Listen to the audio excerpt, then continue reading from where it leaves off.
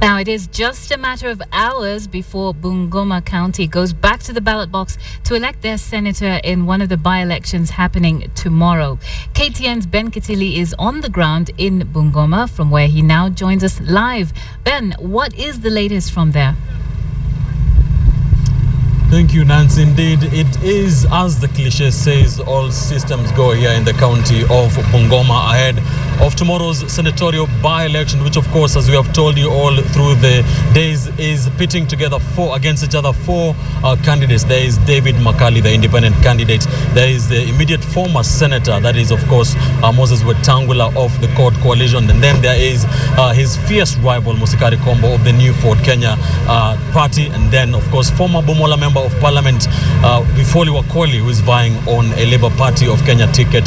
That the people of Bungoma will be making that all-important decision tomorrow, starting at 6 in the morning.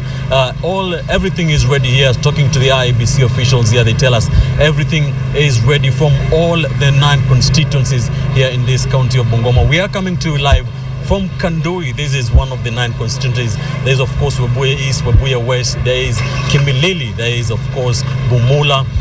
There is the constituency of Tongaren, Mount Elgon, Sirisia, and Kabucha. Those are 9 constituencies that make up the county of Bungoma. There are slightly above 412,000 registered voters in this county of Bungoma. 941 polling stations where the voting will begin tomorrow morning. Of course, the IBC says everything is ready. Indeed, they have addressed some of the issues that have been coming ahead of the Bungoma by-election, which will be held tomorrow. They say by around 10 p.m. give or take, we Kenyans or the people of Bungoma will be starting to have a picture of who the next senator or who the next senator of Bungoma will be. Let's now bring in IEBC Commissioner Muthoni Wangai, of course, who is one of the commissioners of the Independent Electoral and Boundaries Commission. She is the commissioner in charge of the Western Kenya region, to just tell us more about this by-election. Karibu, Commissioner. Give us a feel of how prepared you are as IEBC in terms of this senatorial by-election is concerned. Okay, thank you so much, Bwana Kitili, for inviting us here. We have a very huge operation tonight because we are trying to make sure that all the ballot papers are in their right place. And we have done that for the outlying areas. A few areas in the center were the last ones to be done. And things are going on well. For example, our fears of Mount Elgon, we were very lucky today because the rain was not so much, and we were able to deliver the ballots and all the materials, and we are now starting to receive the confirmations that they've arrived there. So we are looking forward to a very smooth election tomorrow, starting from 6 a.m. Thank you. Talking about Mount Elgon, Madam Commissioner, the terrain is bad, as you say, and of course the unpredictable weather conditions. If it rains, it is likely to maybe delay the transmission of results. Yes, if it rains, we may have a slight delay in the transmission of results.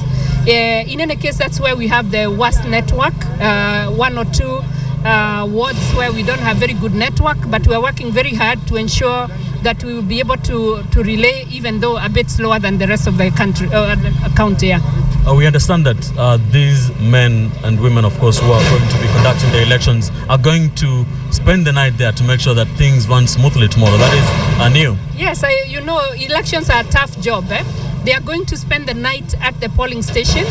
As you can see, they are loading the tents where, for example, where there are no structures, they have to go and pitch the tents and wait for tomorrow.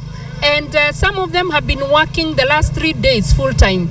And we have very many people on the ground. We have about 5,000 people on the ground for this county alone. And some of them have not slept for the last 2 days. And they are not going to sleep for the next 2 days. So you must appreciate that it's a difficult thing, but we are all set. We are committed to the election and doing a very, very good job, very transparent. And we hope we'll get the support. And all we can do is ask the voters to turn out in large numbers. Finally, just very quickly, how much support have you received from the 4 candidates and their parties?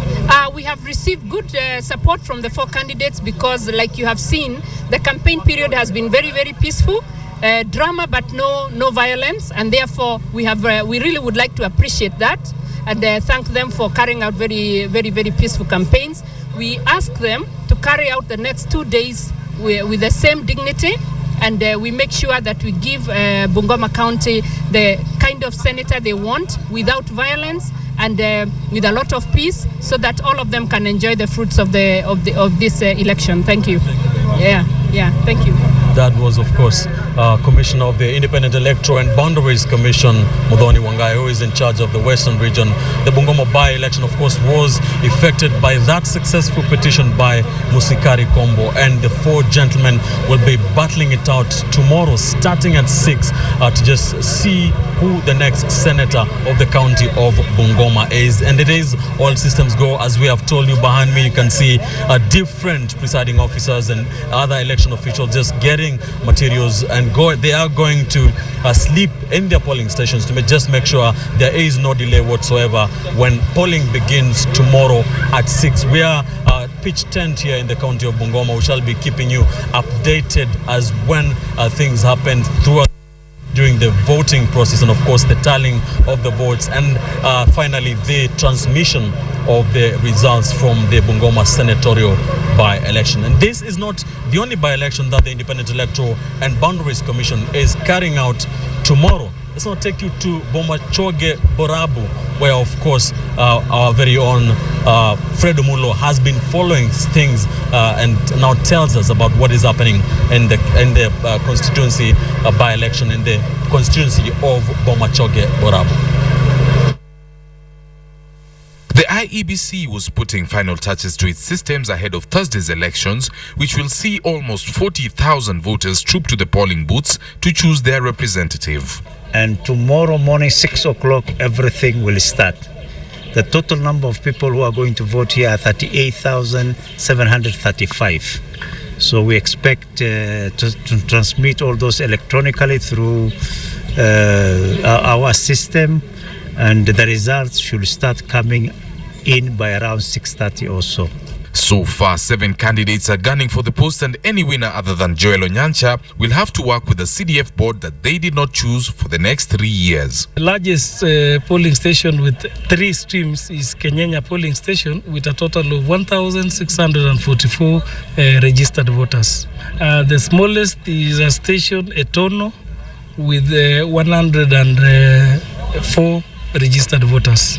Unlike the March 4th elections that saw a catastrophic systems failure, the Electoral Commission says it has fine-tuned everything this time around after successfully using its systems in 2 previous by-elections. We had the opportunity now to test them, train our officers on them in Makueni, in Siaya, in other by-elections, and we have successfully managed to do that.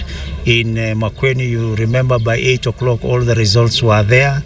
Bomachoge Borabu suffers a massive infrastructure deficit that makes its roads impassable during extreme weather. Piped water is still a pipe dream here, and the education sector is creaking under the weight of years of neglect. Whoever wins the by-election set for tomorrow, Bomachoge Borabu is one constituency that faces a myriad of challenges that will require a Herculean effort from its representative. From Mogonga in Kisii County, I am Fred Mulo.